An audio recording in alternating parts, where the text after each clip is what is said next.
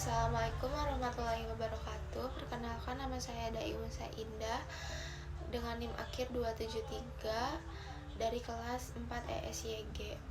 Pada kesempatan kali ini saya akan mempresentasikan tugas dengan judul Perkembangan Transaksi Cashless dan Pengaruhnya Terhadap Perilaku Konsumsi Generasi Muda di Indonesia. Perkembangan teknologi digital telah mengubah cara masyarakat melakukan transaksi.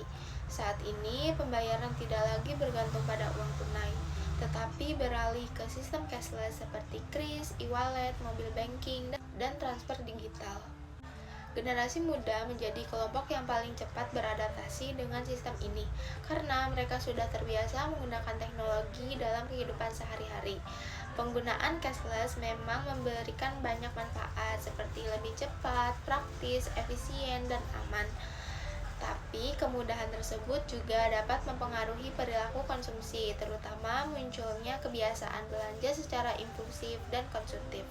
Berdasarkan data Bank Indonesia, transaksi pembayaran digital di Indonesia terus mengalami peningkatan.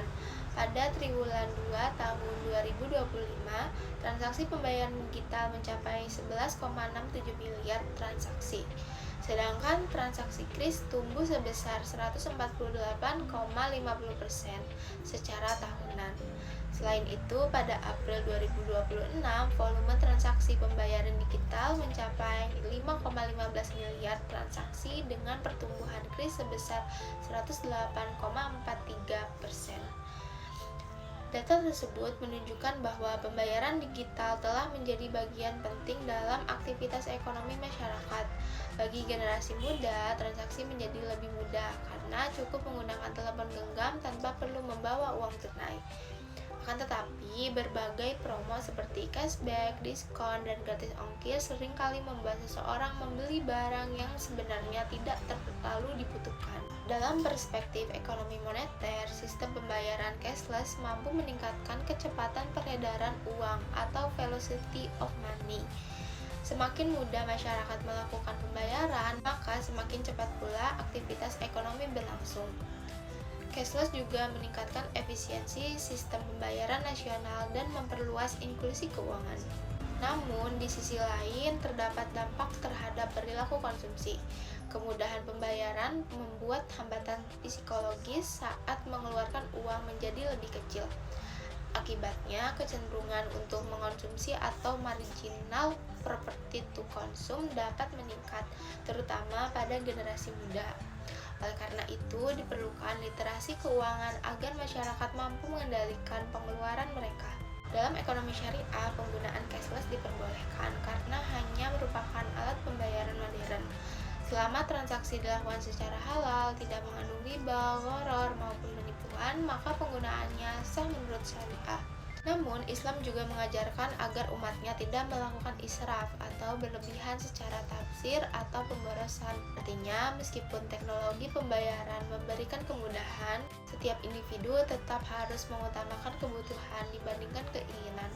Konsumsi yang baik menurut Islam adalah konsumsi yang memberikan manfaat sesuai kemampuan dan tidak berlebihan. Berdasarkan analisis tadi, saya memberikan beberapa rekomendasi. Yang pertama, itu meningkatkan literasi keuangan digital agar generasi muda mampu mengelola pengeluaran secara bijak. Kedua, Bank Indonesia dan OJK perlu memperkuat edukasi mengenai penggunaan transaksi digital yang sehat serta risiko konsumsi impulsif. Ketiga, platform pembayaran digital sebaiknya menyediakan fitur pengingat pengeluaran dan batas belanja agar pengguna lebih mudah mengontrol keuangannya. Keempat, sekolah dan perguruan tinggi perlu memberikan edukasi mengenai literasi keuangan syariah dan perilaku konsumsi Islami. Yang kelima, pemerintah perlu mendorong pemanfaatan cashless tidak hanya untuk konsumsi, tetapi juga untuk kegiatan produktif seperti menabung, investasi, dan mendukung UMKM. Sebagai penutup, dapat disimpulkan bahwa perkembangan transaksi cashless memberikan dampak positif terhadap efisiensi sistem pembayaran dan aktivitas ekonomi. Tetapi, kemudahan tersebut juga dapat meningkatkan perilaku konsumtif apabila tidak diimbangi dengan literasi keuangan yang baik.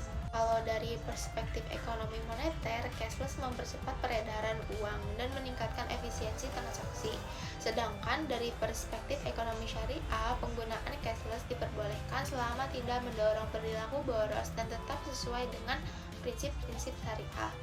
Oleh karena itu, pemanfaatan transaksi cashless harus disertai dengan pengelolaan keuangan yang bijaksana agar memberikan manfaat bagi individu maupun perekonomian secara keseluruhan. Terima kasih atas perhatian Bapak dosen dan teman-teman. Wassalamualaikum warahmatullahi wabarakatuh.